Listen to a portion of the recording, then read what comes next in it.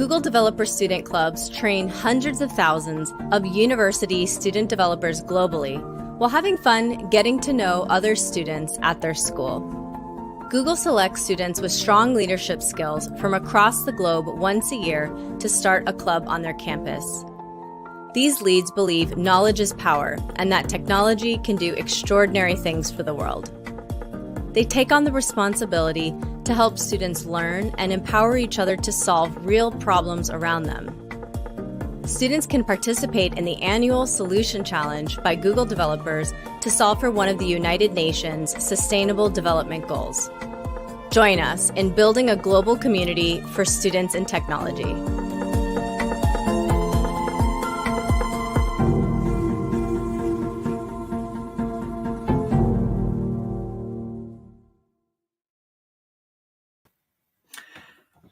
Hello, everyone. Thank you so much for joining us. My name is Alexander. I'm Google Developer Student Club Lead at Conestoga College in Waterloo, Ontario, Canada. And so today I'm a facilitator for the Solution Challenge Projects Showcase. The project is called Dispatch, and I will bring over Jordan, who is the team lead for that project. So yeah. Hi. Hello, Jordan. Thank you for joining. Yeah, so I'm Jordan. I'm a part of Group 1. We're a group of 3, but I'll be doing the main presentation today. So we're out of Conestoga College from Waterloo, Ontario, and pretty much we had this idea to create a dispatch system for 911 operators. And like myself, we had a background in policing, or my family, so it was easy to come to me for these ideas. Great. Yeah, just some background information. So essentially, at Conestoga College, we had hosted a local demo day. So Jordan's team won that competition, so they decided to share their project with you, so you have a general idea what a good Solution Challenge project looks like, right? So I will bring over your slides. So, yep.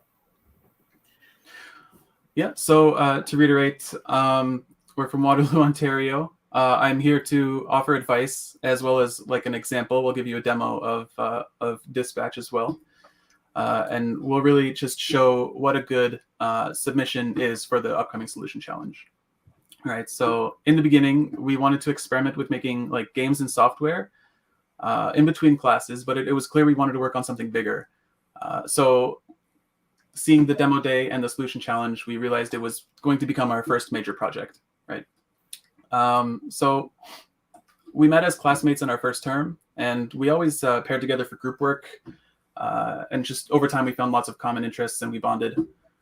When working together, we're mostly on the same page, but not always, which in my opinion is a good thing because it can strengthen ideas when we're working together, whether it be brainstorming or contributing to each other's work. But at the same time, we're always critiquing each other, and we know when an idea isn't liked and it should probably be changed. But that's good because of this, we've created an excellent working environment. And it's always good to be told no when you're proposing an idea.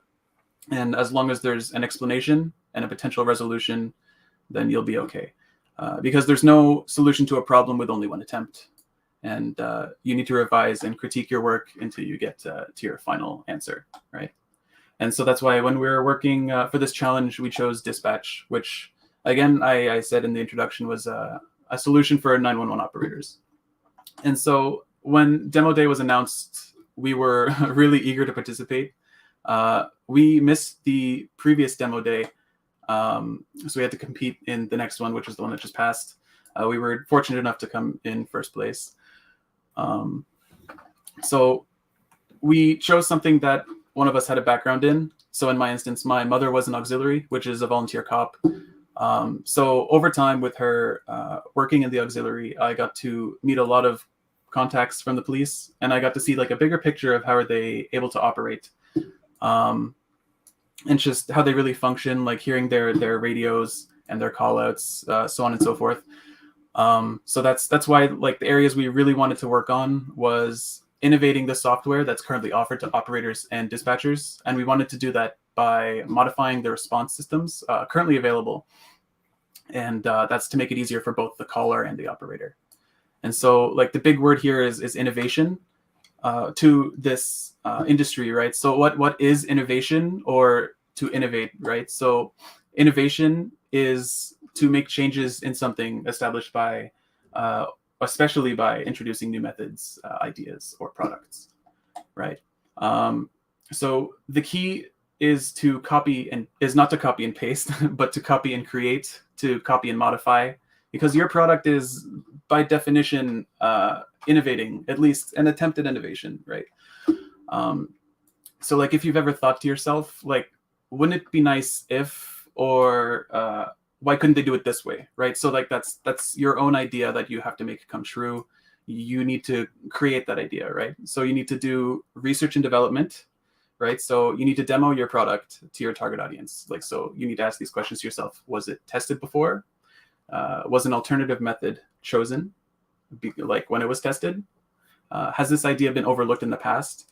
And what ideas are solved with this idea? What problems are solved, right?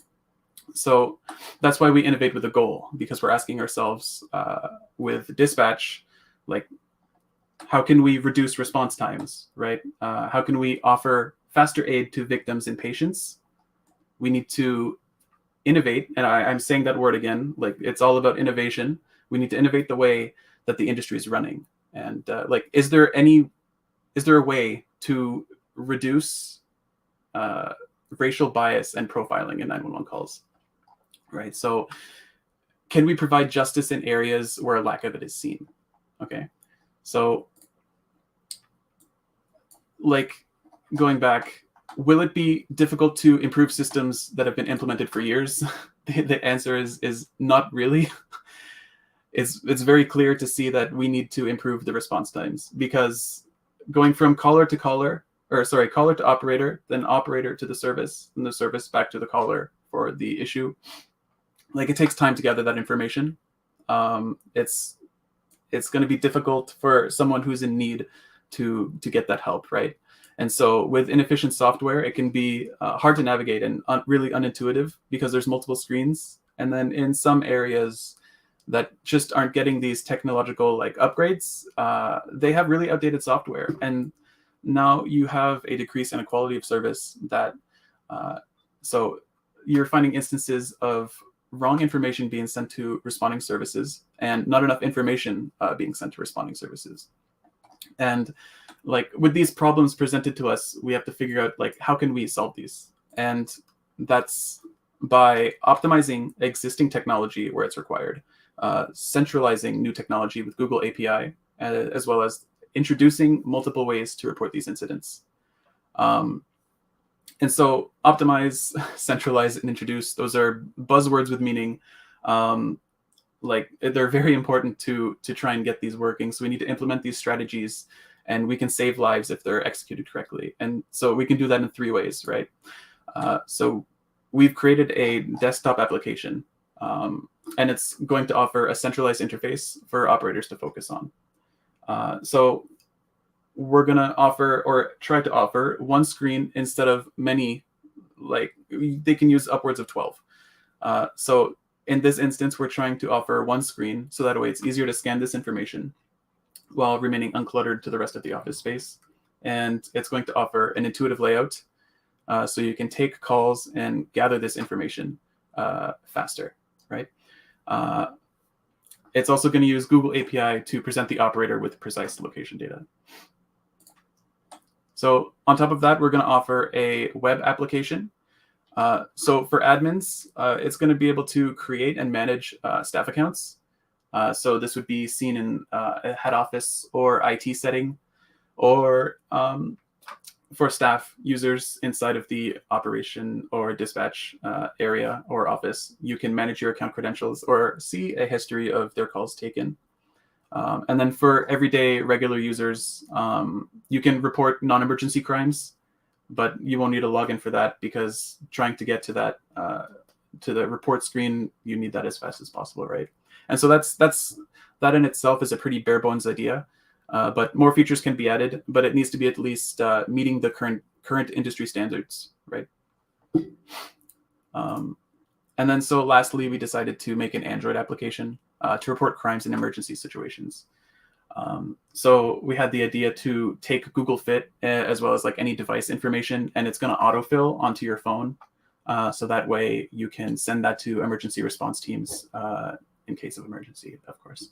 And so it's going to take photo and video recordings and send it to first responders, for additional evidence and visual information. And it's going to provide location updates called footprints, and it's going to track movements over time. So with this app, you can tap or hold, and it's going to do different functions. If you tap it, it's going to take a photo with the front and back camera to send it to the emergency response. And then if you hold it, it's going to initially take a picture, but then it's going to also record a video afterwards. And it's going to be sent to services once they release the button. And so the device info, location, and footprints, as well as other data, will all be sent prior, right? So it's just going to be the video that's going to be sent after the fact for like data and handling, and so it's not corrupted. And so like the example use case for this would be the woman is being kidnapped or she's in a violent situation. She has to discreetly request help. So she taps the button to take a picture of the abuser, right? And so her name, location, and device information is sent to emergency services immediately. And then her location is going to continue to update as she's going to the secondary location unless the GPS signal is lost. And then the photos are going to be taken using the front and back camera. They're going to be sent to help identify the suspect. And then if they have emergency contacts set up or enabled in this case as well, they're going to send out a text to all of them to make sure that they're aware of what's happening to this person.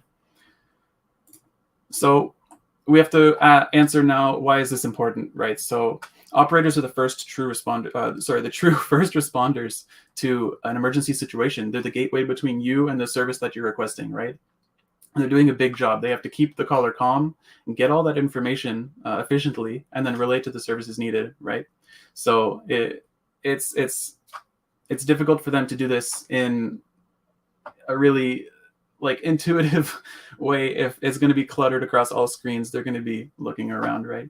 So people have false ideas of what 911 operators are able to immediately gather from the caller using this software. So in areas where they don't have these sort of technological advancements, like the location is not always as accurate as some believe. And so providing that accurate information does save lives. And so when you're creating your solution submission, you need to think, how can you create it, right? So you need to stay organized and motivated. So for organization, we used a program called Trello, and we separated it by features, bugs across the desktop app, mobile app, and web app. And so doing this will help you separate bugs. You can prioritize them, and you can keep lists of completed items. We keep the completed items as like it sets up that achievement thing in your brain, you know, like a good, feels good moment, you know. So on top of that, you need to trust your team.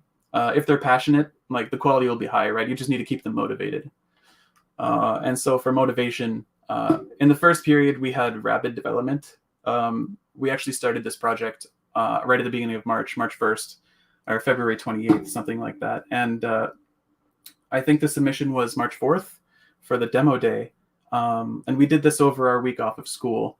And like Alexander himself, he said, wow, like, I can't believe you did this like so fast. And it's true, like looking back, we had a stage of rapid development, and then it stagnated because we weren't able to keep up with that motivation that we had. We needed to build a schedule, which we did, but it was too little too late. But now we're able to now keep up and keep developing at a steady pace now. So build a schedule. You need to create a realistic roadmap, but you have to make sure you don't rush yourself. Otherwise, you're going to get burnt out, and you probably won't see that dream that you had pictured in the beginning. and you have to make sure to reward your accomplishments again, so you don't burn out. So our roadmap, going from the 1st of March to the end for the solution challenge, we had the demo day on the 4th, and then week 9 and 10 of our classes. In between, or during week 9, we did our framework for the web interface, as well as in week 10, we did our mobile application prototyping. And then here we are at the 21st. We're showcasing this to you. Pretty much the web interface and mobile application we've completely scrapped and built from the ground up again within the last week, because we realized there wasn't really as much innovation again as we had liked. And so hopefully we can push through and then finally realize that dream at the end by the solution challenge. And so by creating this program, like we need to build, like I'll call it a snowball. You have to build your snowball, right? And so you need to, hopefully if you created your program before the demo day and for the demo day, you can gain insight, as well as like innovate your project more. You can grow it and get some insight from your team lead and perhaps people around you. And then the solution challenge, you can present your work confidently and proudly.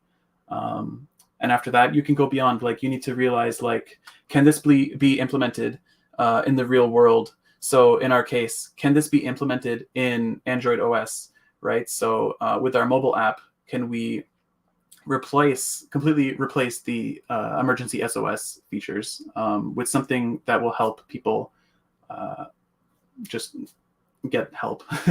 you know what I mean? So it's a potential for a successful software. And you need to make sure that you're working on it to make it get there, right? Yeah, definitely. Just sorry to interrupt. There is one question from Renee. So she has asked, interested in hearing the scope of this endeavor boiled down to the 2-minute submission demo requirement.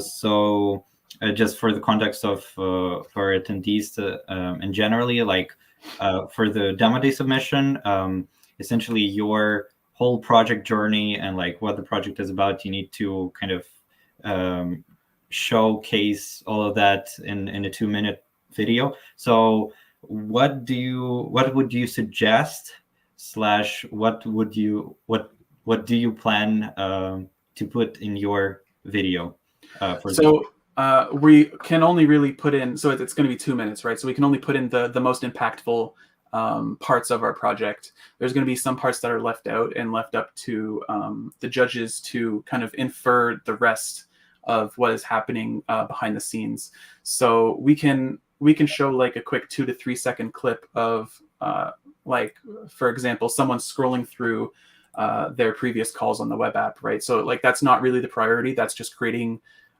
the industry standard, right? So we're probably going to be focusing on the dispatch desktop application as well as the mobile application. Mm-hmm. And so we can divide that up like a minute each, and then just show maybe like a role play situation, someone submitting a mobile application, or sorry, a mobile app response for help, and then the demo of the desktop application, like accepting and processing that information, and something like that in the background. Yeah, definitely. Also, as maybe as an idea, it also can be beneficial to include a couple of clips, maybe of people that you interviewed and like you.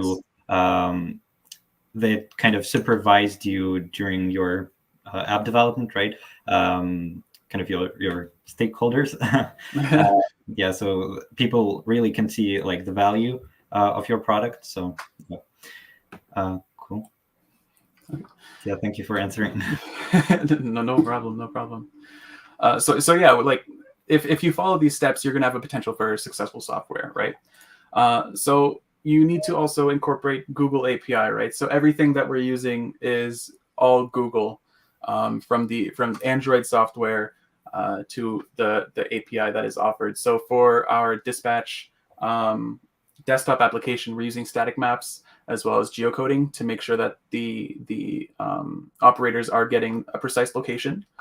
And then we're currently using MS SQL for our database hosting, but we want to move that to the Cloud SQL that they're offering, right? And then with that, Google Domains if you haven't heard, they just went out of beta a couple of days ago. If you haven't seen at the beginning of the slide, the first slide, we had meetgroup.one. That's our website. It's currently using it. We think it's really great. And so once we make Dispatch live, if that ever happens, we will definitely be using Google Domains to help set that up, as well as like for our mobile application. So and more, we will hope to use Google Fit API to help send all of that important information to the operators and emergency responders. So I have a question: are Google APIs free? If you sign up right now, you can get a trial. But in a live environment, you will have to pay for it, depending on how much it's being used. And so that would depend in how you set up your revenue stream for your product. So in our case, we had, I think, like $500 or $600 of like a trial cost over the use of 30 or 90 days or something like that. And so that was how we were able to really test how the APIs fit and really worked with our program. And so because of this, like, we're able to like succeed. But we also made some mistakes. So in the beginning, we were too ambitious. We started too late. Really, this is a month-long project for us, from March 1st to the 31st. Beyond as well, probably. We had a scope that was too big. So in the beginning, we wanted to do the main dispatch screen, which we'll show you soon, and then a different program for each of the fire, police, and EMS services. And we were gonna try and fit all that into one submission, which was way too. We were overconfident there. And then we also had late product testing. So it's something we're hoping for, and it's going to happen in the future, but it wasn't something we're able to do by today to show you, because unfortunately we got down to the last week and it was St. Patrick's Day weekend. And they were just too busy to really get on that. As well as preparation, of course. We didn't allocate enough time to the project, and so it led to missed deadlines and targets. But it's a good thing to make these mistakes, especially early on, for something like an extracurricular for the solution challenge, because you get to learn from them. Like in our case, it's our first big project as a team, right? So it's not going to be the only project that you make, and you need to take what you learned from this experience and then apply it to the next. So that's how you're really successful. So now we can open our questions to everybody who's interested. Cool. Yeah, thank you so much for the presentation. Yeah, that was great. Also, and for all the advice you gave. Currently, I don't see any new questions coming in the chat, so please feel free to drop them, and then we will answer them live. In the meantime, maybe could you give us a brief demo of your your project? Sure. Yeah, I'll get it started here. Cool. So I'll only show the desktop application. As I was saying earlier, we kind of flipped the table on our web and our mobile application. So that's going to be something that we do within the week. But as far as the desktop application goes, I think it's pretty good. Mm-hmm. So for now, it's going to lock you out until you have a username and password. So I'll just log in real quick. And then, of course, if you use forgot your password, register. Oh, hold on a moment. Okay. So you'll see here, if I just refresh this, the way we have it set up is on your left side here, you're going to have your caller information and victim information.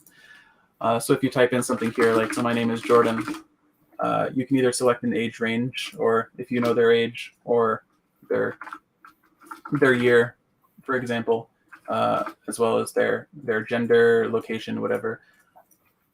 So it's just going to be using group boxes. We'll type in, I'm from Conestoga College.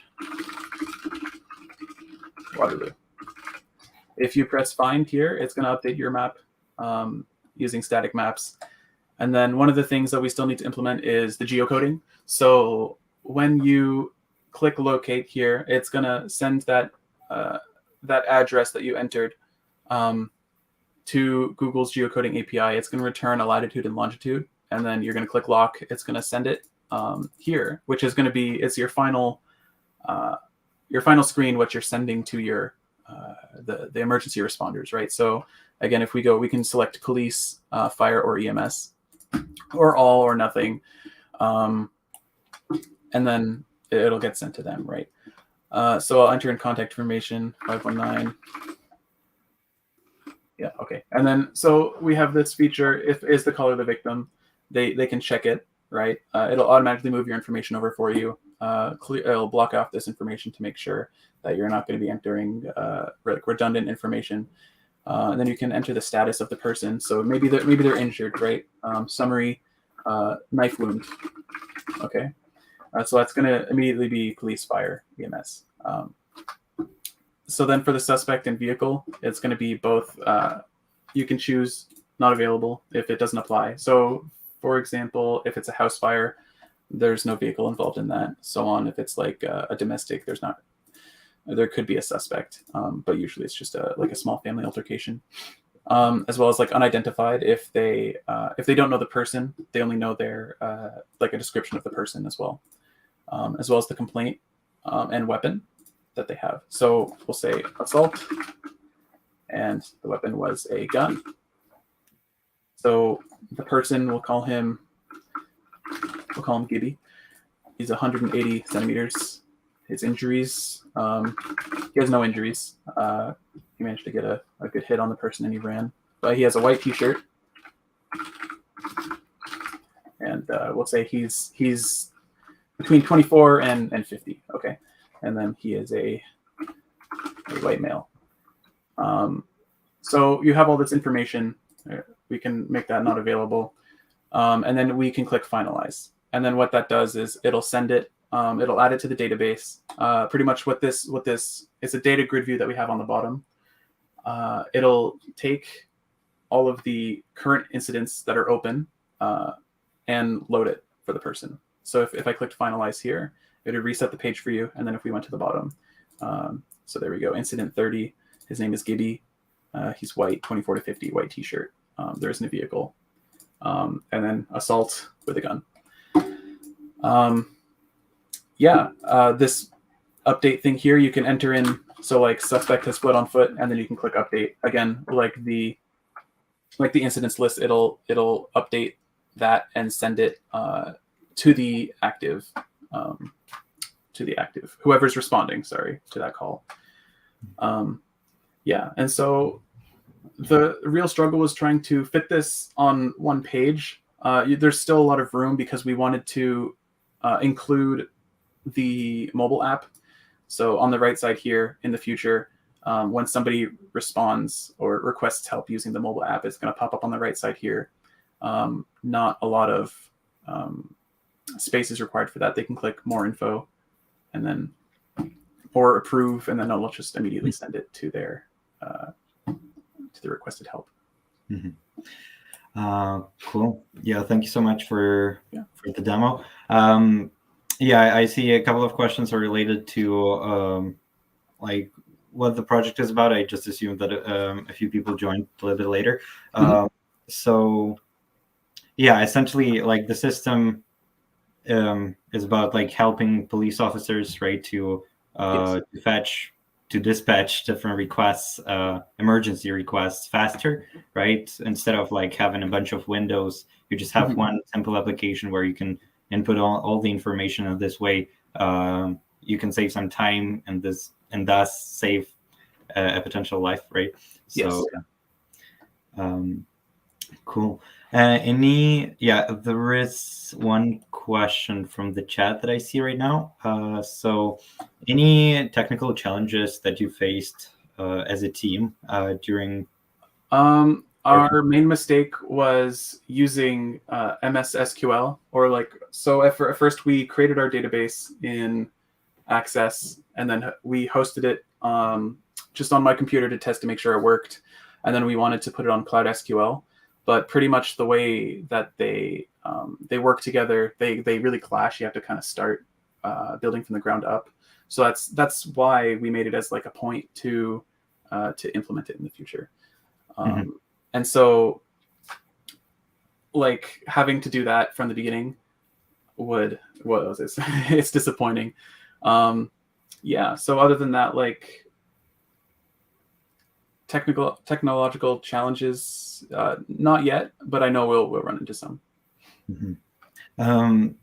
Cool. Then I actually will bring over Ali and Daniel, who are also team members and who participated in the Solution Challenge project as well.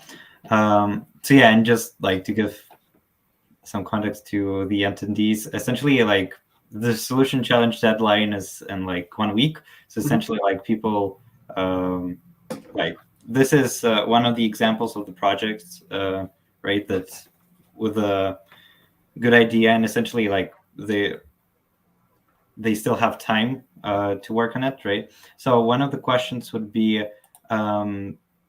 do you have any stakeholders right now, or do you plan having any in the nearest future? So we don't, but having that as an option is awesome. Like, if we were able to have a stakeholder, then, you know, like, it would really help us grow this product, and it'll become a reality. Definitely cool. Then let's probably go to this one. So about research generally. So what research methods did you use during, like, when developing this project? So, like, how did you come up with a problem? Like, how did you know the context generally? Like, you mentioned that your family members used to work in police, but yeah, are there any other ways you try to find information? Yeah, so, like, we found a lot of like, information readily available online. So there was a subreddit for the 911 dispatchers. You can see, like, day in the lives of the 911 dispatchers, and it was that really made me see, like, they use a lot of screens, right? We can try our best to shrink that down, and seeing how they communicate between, like, police and operators and dispatchers. From the police side, like, it's over a radio. They get taken to a call. They go to their vehicle. They see it on their computer. What's going on? Like, being able to communicate effectively with them is what we're trying to fix. Great. Another question would be, have you conducted, like, any focus group testing? Like, so have you given your application to, like, police officers or other users that might be interested in that application, and, like, did they give you any feedback? If not yet, like, do you plan? Yes, absolutely. So, like, it hasn't been done yet, right? Because we missed our deadline with St. Patrick's Day weekend. They tried their best, but it just ultimately didn't work out. I'm going to extend my scope. So we were doing the Waterloo Regional Police, but we're going to try and do that, as well as, like, Niagara Regional Police, get more than one voice, as well as hands-on with those people. But we really want to try and get operators to experiment with the software, and then the police as well, so that way they're seeing what type of information that we're collecting and trying to send to them as well. And then we can try to get, like, just regular people as well, like just citizens, to help, because ultimately it's their information that we'll be passing along to those emergency responders. Great. Yeah, then another question would be, did you use any evaluation scheme to prioritize your features? So how did you understand what feature you want to work on first, and which one should be paused? Since, like, you initially mentioned that you wanted to do a lot, but at the end of the day you couldn't because of the time limit. So yeah, Yeah. how did you? Well, like our main plan was to create the main dispatch program, and then we were going to send it to these I guess subforms that the emergency responders would have. But like we realized like really quickly that we won't be able to make those subforms, so we just tried to make the main, like, I guess, the brain of the operation, and then we'll focus on those extra details later in the future. And then like also in regards to that, like flipping flipping the table on the web and mobile app, we realized that there was a lot of work to be done, because like the mobile app, how we had it was just going to be like a copy and paste of the website, which wasn't really what we needed. We had to create something that wasn't there yet. And that's why we went with something that like an emergency SOS system that would scrape data automatically and help them. Yeah. Cool. Any difficulties during development? Anything you would change in your workflow for the future projects like this? Near the end, we started like renting rooms with our school, using the school's library. We would have done that more had we known it was a really effective way of communicating before we were just doing remote work. But being able to be in person and write stuff down on like whiteboards and present our ideas on a big TV, we were able to like communicate a lot easier in person. Mm-hmm. How generally, how do you feel like, to your mind, like is in-person work better or remote? Absolutely. I see. Yeah. How did you manage to balance your school activities with your project development? We did good. Leading up to this event, it was a little bit extra. We did have to ask for an extension, but like we did good, right? So we have a hybrid of remote and in-person classes. So we're in person Tuesdays and Thursdays. We're trying to be in person, like meeting with our team every day of the week before those classes to try and really like brainstorm on what we can work on, because that's when the real work gets done. If we're apart, then we say we're working, but it's a lot easier to get distracted, right? Mm-hmm. Definitely.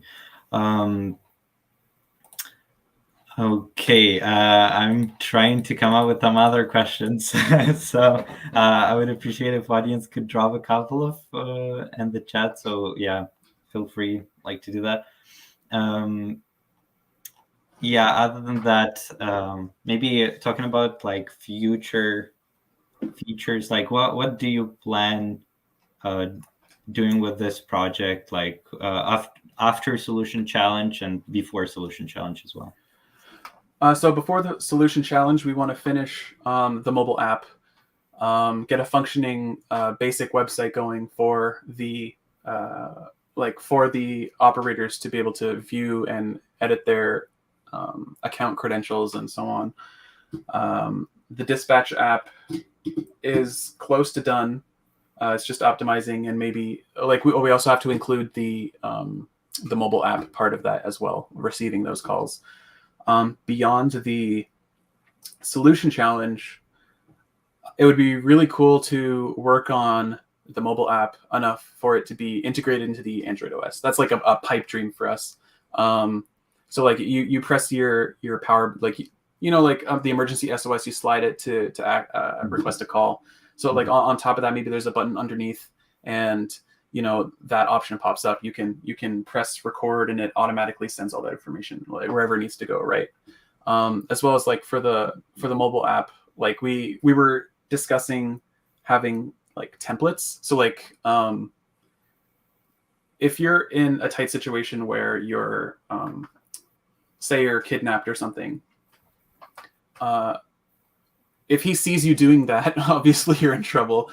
So being able to disguise that app as something else, maybe it'll change the icon on the home screen to like a camera or like a calculator or something. And so we were talking about like, what if it looked like Snapchat? What if it looked like Facebook or something? So that way it kind of throws the person off guard, and their alarms aren't raised. But of course, like changing, like copying or scraping an interface from something that's copyrighted would be like a no-no. So creating like an API or something similar to that, where the community can create their own interfaces, is something that we were just recently talking about. Mm-hmm. Yeah, cool. One of the questions I see here in the chat, I will bring it here. So Demi said, said that you mentioned it will help reduce racial bias. How does the application achieve this? Well, while they'll say that they don't, operators like systemically will profile the person while they're taking the call, and if they're the victim, that's going to be the problem. So it's the mobile app that really solves that problem, or tries to, because when they submit that request for help themselves, that's when like that bias kind of disappears, right? Because all that they're going to be able to see is like approve, or like maybe like more information needed, and so they can look in the picture to see what is happening, and they can add like a footnote. But being able to curate what information is being sent is really the big takeaway from that. And then when the police respond, so like 50% of all 911 calls led to a death of unarmed people, or unarmed civilians, sorry. And so with the mobile app, I think that'll help reduce that a lot, because that information gap isn't there, because maybe the operator isn't picking up or giving the correct information to the police, right? So in the article that I was reading, they said that police were a lot less likely to shoot someone talking on the phone and then going to take a picture or record the police, because they were told they had a cell phone, versus they weren't, and they thought it was a gun and the person ended up dead, right? So this will definitely help fix that. Mm-hmm. Well, thank you so much for answering for the question as well. Cool. Right now, all of the backlog of my questions gone. So if if there are no other questions, then probably we will wrap it up for today. But maybe Jordan, do you have any like final thoughts or comments, or?